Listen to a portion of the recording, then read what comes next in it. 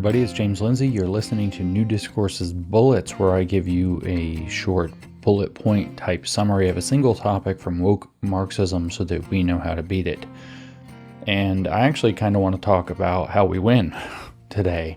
A lot of people believe that we're going to win by some kind of big miraculous event. That's not going to happen. We're not going to have some big decisive victory over the woke. There are some things that could happen that would do a lot of damage to their program and to change the landscape a lot, but primarily the way that we're going to win is by refusing to become cogs in their machine. I would say that we're going to take the cogs out of the machine, but you have to understand that you are the cogs in their machines. And so I've mentioned before, and maybe I should review it here, that the tyranny of the future is primarily going to be opt-in. And that actually is going to tell us how to beat them in the long term, which is to opt out or to refuse to opt in, as it were. And so before that, let me kind of just summarize, though, how this is supposed to work. They're trying to make gigantic moves to transform the world. That's their words for it, to transform the world. Now, those are Marxist words. If you don't know that, Marx's goal when he said that the point is to change the world, the philosophers hitherto have only sought to understand the world, the point is to change it. If you don't know that what he means is transformation, literally hermetic transformation of the world into the communist state that he believes is the intended conclusion of history, you don't understand what Marxism is actually about. It is a cult religion designed to transform the world into a communist utopia. That's actually what it is about. It's not an economic theory. Economics was a means. It's not a social theory. Social identity politics, cultural Marxism, etc. are means. The purpose is to transform the world. And so what they're trying to do is transform our economic system. They tell you this. We're going to move from what they call shareholder capitalism to stakeholder capitalism. Stakeholder capitalism is a fancy way of saying a managed sustainable socialism. That's what the equity part of the stakeholder capitalism program is. The stakeholders will decide what equitable distribution looks like, what inclusive policy looks like, what sustainable growth looks like. Those are all socialist policies that are being used to create a new economic model that everybody's going to have to participate in. But there's the weakness. Everybody has to participate in it. Now, the way the tyranny of the future being opt-in is going to work, where Mao Zedong said that power flows from the barrel of a gun. Maybe it'll come to that. I don't know. I'm not claiming to know. But what I am absolutely certain of is that the way they've proceeded so far is that they are going to make life very convenient and very easy for people who participate, say through scannable QR codes on your phone, and they will give you access to things. You don't have to fiddle around pulling out your ID. You just scan your phone, or you scan your eyes, or you scan your face, or like in China, where you have your 15-minute city. It's very convenient. Everything you need is within 15 minutes of your house. And you can only leave your zone so often. And if you want to leave your zone, there's a screen and you scan your face. And I even saw one the other day, a video where it said you had to smile for the government to scan your face, to leave your little pen that they put you in. So they'll make it very convenient. If you are part of the system, it's very convenient for you. You can pay for things. If you aren't part of the system, it might be very cumbersome, very difficult for you to pay for things, kind of at the logical extension. If your social credit score is not good enough, if you aren't participating, maybe you can't pay for things and you have to exist in kind of an external economy or an alternative economy. And I don't think they're going to force people to participate in their system. I think they're going to make it opt-in. I think they're going to make you abuse yourself. They're going to make you demoralize yourself. They're going to make you hand over your own soul so that you can have the conveniences of the new system. So they'll make life very convenient for those of you who have this. Maybe it's digital ID attached to digital backpacks that have all of your academic competencies stored in them. And the people who have them, which functions like a social credit system, can do this, that, and the other thing in society. But everybody else has to go through extra steps. They have extra problems, or maybe they just can't. So they make it very difficult on you. You know, you don't have to buy an electric car. You just have a very difficult time getting around if you don't. This is what I mean by the tyranny of the future is opt-in. They'll make very convenient systems for payment, for banking for everyday activity in society and in the economy. And it will be very convenient if you're in the system and very inconvenient if you're out of the system.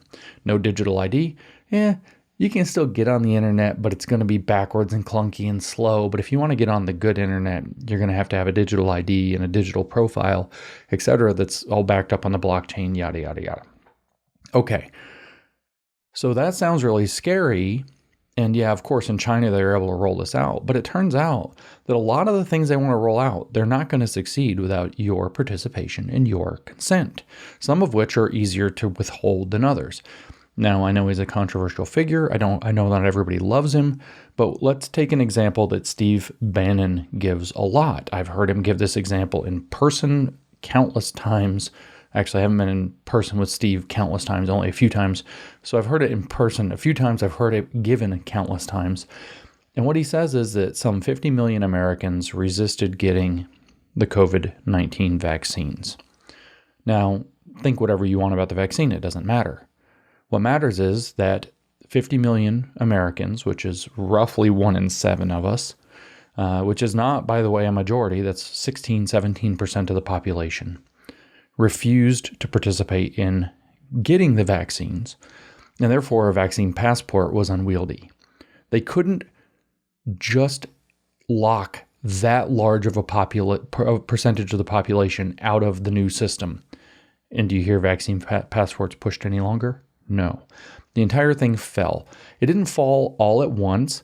Pieces of it started to be declared unconstitutional. Pieces of it started to be declared a violation of rights. The arguments had time to be formulated and given, and that's actually what you're buying when you opt out is time. Lots of time. And what's happening now is that so much is being revealed about that whole program that we all see what it is. Like the so-called conspiracy theorists were saying at the beginning, is a giant conspiracy. And by not opting in, we avoided them being able to actualize and implement that.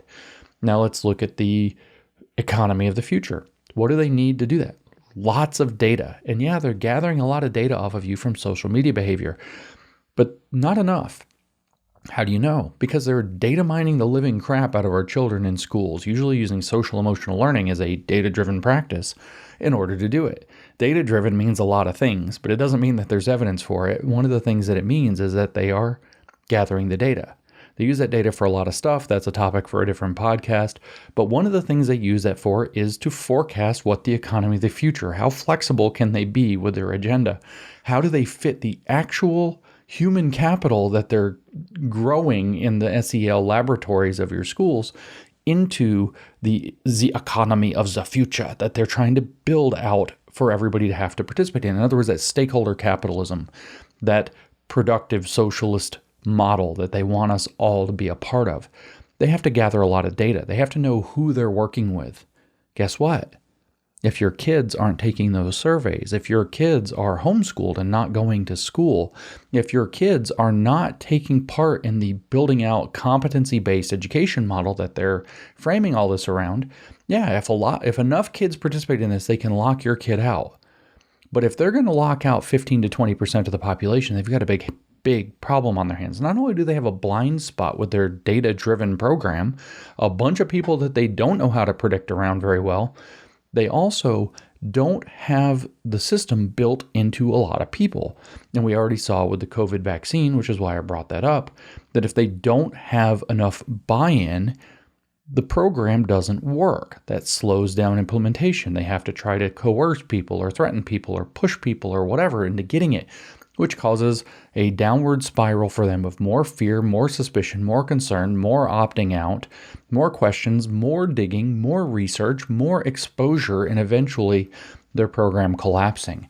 And so rather than thinking that we're going to have some big policy win or some big strong leader, which is a dangerous trap if you look back through history, sweep in and save the day, think instead about how you can become the cog that you take out of their machine. How can you opt out of the system they're trying to build with the intention that if enough people opt out of it, then they can't implement it in the first place without outright tyranny, which will be delegitimizing and isn't quite their style. So I encourage you to think that way. What are they trying to coerce you or force you into participating in? Then do something else. If they're trying to force you to pay with QR codes, try to pay any other way. If they're trying to gather data off of your children to build the economy of the future, don't let them do it. Opt your kids out of the surveys. Get a lawyer to write a letter and say, no, my kids aren't going to do this year. My kids aren't going to do this at all. If you have the means or can make the means or are willing to do the sacrifice, take your kids out of the schools completely. Start homeschooling them. Get them out of the system that's tracking them and recording all of their information. There are lots of things you can do. If they suggest we all have to do X, don't do X. It's really not that complicated. And so by opting out of the tyranny of the future, which is going to be opt-in large enough numbers, we break the system.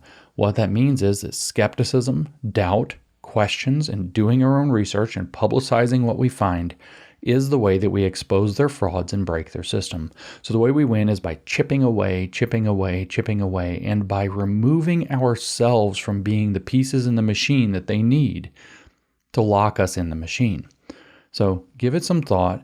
It will require some inconvenience, but it doesn't require you to do anything grand. It doesn't require you to do anything terribly risky.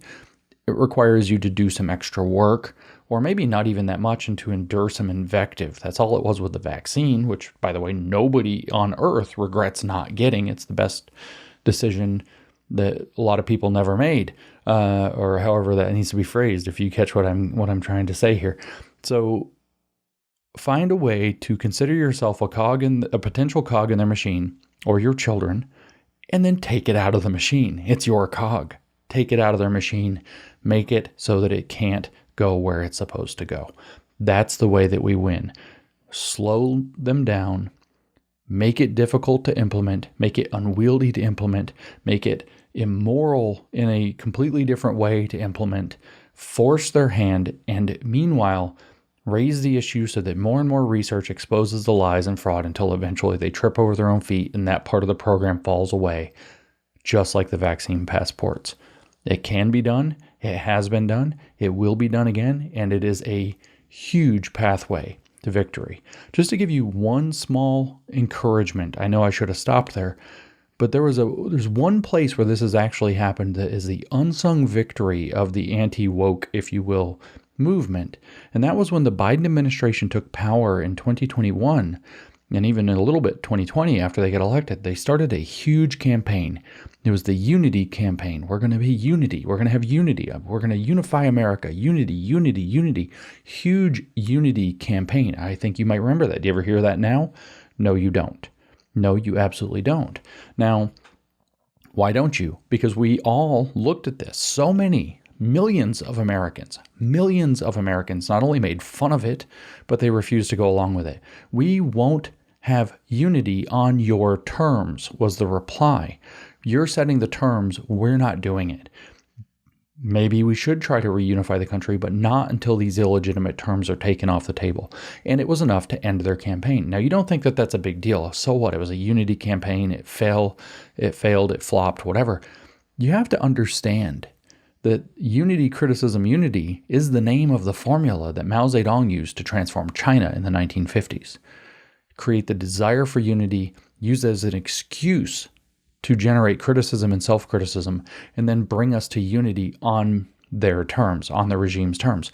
And that criticism and self-criticism follows very naturally. The struggle sessions follow very naturally once you have the desire for unity. See, because you say, we're going to have unity, but we don't have unity right now. And you people, you deplorables, you MAGAs, you whoever it is, you unvaccinated, you're the problem. You won't unify with us. You're the problem. So we're going to criticize you, and you need to self-criticize. You need to see how wrong you are and how bad you are and how you're the reason we don't have unity. And if you would just get with the program, we would have unity. That's exactly what they did with the vaccine. Didn't work. It's exactly what the unity campaign that the Biden administration launched was supposed to do, and it didn't work. Enough Americans saw it and said, no, we will not have unity on your terms. If we're going to have unity, we're going to have unity on free terms that enshrine our liberties. That's not how it works. So us broke The induction into the Maoist formula to transform a country that they already know works. Not just with the vaccine, but also with the direct launch of the campaign. You could imagine there would be unity advisors, unity consultants, unity administrators, unity officers at your workplace or institution or your school or whatever. You can imagine all of that rumbling into action had that succeeded. Maybe it wouldn't have been so explicit and on the nose, but you know that that's exactly how they operate. You know that's exactly what they would have done had that campaign gone into action. And it didn't. Why? Because we opted out in large enough numbers so that it fell on its face. It works. It will work again. And I'm telling you, this is how we win. Opting out of one after another of their stupid, tyrannical advances. So, identify how you might be a cog in their machine. Say no. Not on your terms. We will not go on your terms. When you withdraw your terms, we can talk about the issue, but only after our liberties are secured. Only after our individual liberties are protected will we consider this advance, whether it's technological or otherwise.